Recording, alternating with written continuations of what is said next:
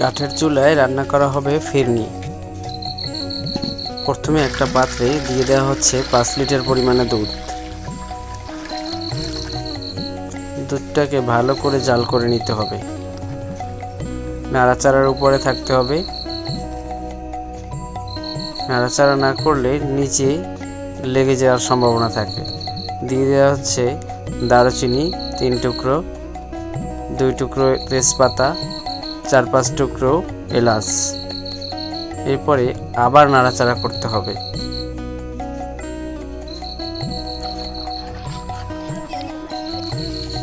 দিয়ে দেওয়া হচ্ছে চিনি গুঁড়া চাল।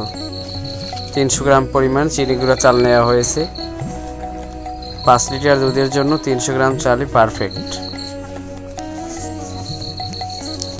সচরাচর 2-4 জনের জন্য রান্না করা হয়, কিন্তু যখন বাড়িতে কোনো অনুষ্ঠান থাকে তখন মানুষ একটু বেশি হয়, তাই একটু বেশি পরিমাণে তৈরি করা হচ্ছে। দিয়ে দেওয়া হয়েছে 3 কাপ পরিমাণে চিনি। এখন দিয়ে দেওয়া হলো পোলাও পাতা 4 থেকে 5 টুকরো।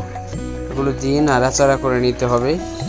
নাড়াচাড়া করতে করতে আস্তে আস্তে দেখতেই পাচ্ছেন ফেনিটা ঘন হয়ে আসছে। ফেনির ভিতরে যে বাদামটা দেওয়া হবে সেটা ভেজে নেওয়া হচ্ছে আলাদা একটা পাত্রে।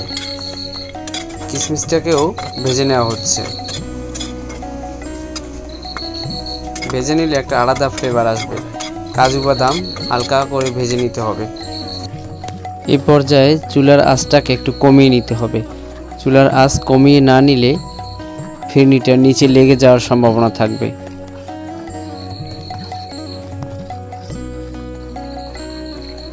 নাড়তে নাড়তে যখন একদম পুরো ঘন হয়ে আসছে, এখন উপর থেকে সেই ভেজে রাখা বাদাম, কিশমিশ এবং কাজু বাদাম ছড়িয়ে দেওয়া হচ্ছে। এখন পরিবেশনের জন্য সম্পূর্ণ প্রস্তুত ফিরনি। ধন্যবাদ সকলকে।